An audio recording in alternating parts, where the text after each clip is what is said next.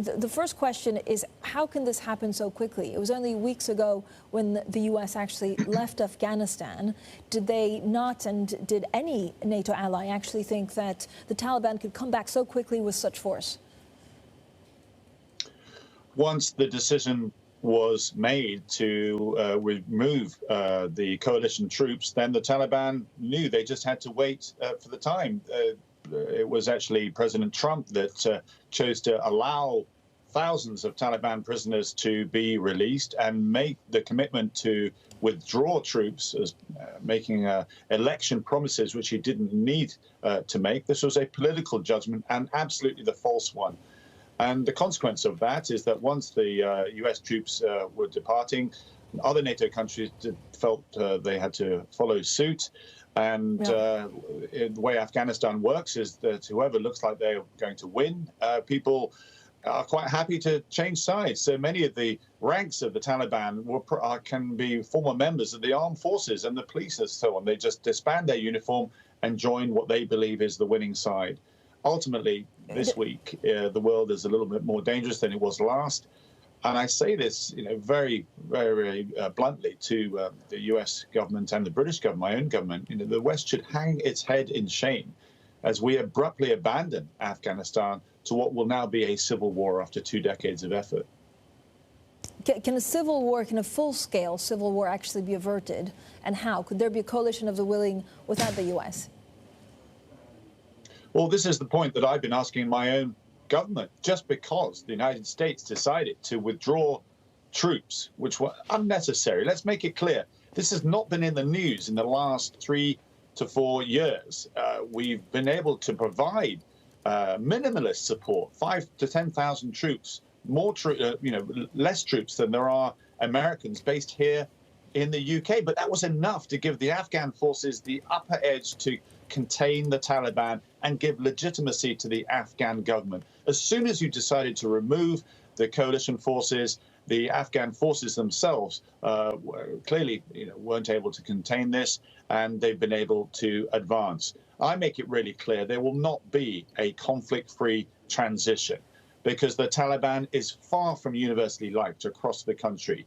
There is the Northern Alliance groups that fought against the Taliban in its own civil war. We will see a new alliance of Uzbeks, of Tajiks getting together. They will rearm. They'll be supported by proxy nations from around Afghanistan. And there'll be Pashtun tribes as well that don't like the Taliban as well. We are heading for another full-scale civil war. This is a humiliating strategic defeat by the West.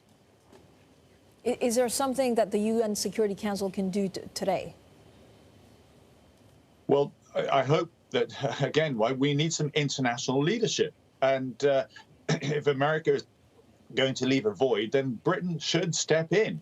I look back at the G7 summit, which you covered very, very much in detail. These grand statements of global Britain, of us returning to the international stage, of the United States saying America is back, to be more resolute, to prevent the West's demise and becoming risk averse. Yet here we are on our watch, unable to look after the project that we've been involved in for the last 2 decades. And the excuse has been Donald Trump made the effort to say we shouldn't be bothering with Afghanistan. Let them to their own devices. We need to focus on Russia and China and Iran.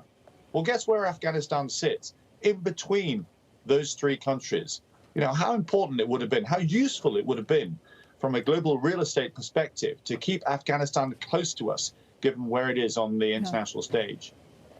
Could this actually upend foreign policy? Could this be, are there worries that actually Iran can take advantage of this perceived U.S. weakness? A similar question on China. Could it move against Taiwan because they're in a fragile position now? You're absolutely right there. Not only are we going to see a humanitarian disaster unfold, and not only are we going to see more terrorist attacks which are plotted, inside Afghanistan, we're going to see Pakistan, India, Iran, Russia, and China vying for influence over this space, this vacuum that we've actually created. And the fact that China has already had talks with the Taliban shows that they've already got a leading edge on this, and they'll gloss over all the humanitarian issues that the Taliban are known for. This is a very, very dangerous time indeed. And what does it say about the West? Our resolve to to check, the erosion of the international rules-based order. We're entering an era of global instability. And like I stressed earlier, the world has suddenly become a little bit more dangerous. Yeah, and this was also one of the great questions, actually, from one of our viewers, Anthony, that wrote in. Mr. Ellwood, does it, automatically also lead to more terrorism here back home? Well, very sadly, I say this, and personally, I lost my brother to a terrorist attack. I fear that there will be another major event on the scale of 9/11, almost to bookend, if you like, what happened there, why we went in the first place, to humiliate the West, to show that this 2 decades has been completely futile. So I expect that we will see a terrorist attack to remind us of the folly of going into Afghanistan in the first place from their perspective. Can you brief a lot of our viewers that would be unfamiliar with the relationship right now between Al-Qaeda and the Taliban? Well, the Al-Qaeda, they both believe in the Sharia law. They both want to have a hatred of the West itself. The Taliban wants to control state and run a state. Al-Qaeda actually is a movement that wants to challenge Western encroachment, if you like, on the Islamic world itself. So they have an overlapping agenda. So all these promises the Taliban are making to say that we will not allow terrorism to flourish, they don't control this agenda. Afghanistan is such a mountainous and rural country that it's very, very easy for operations, for training camps to develop.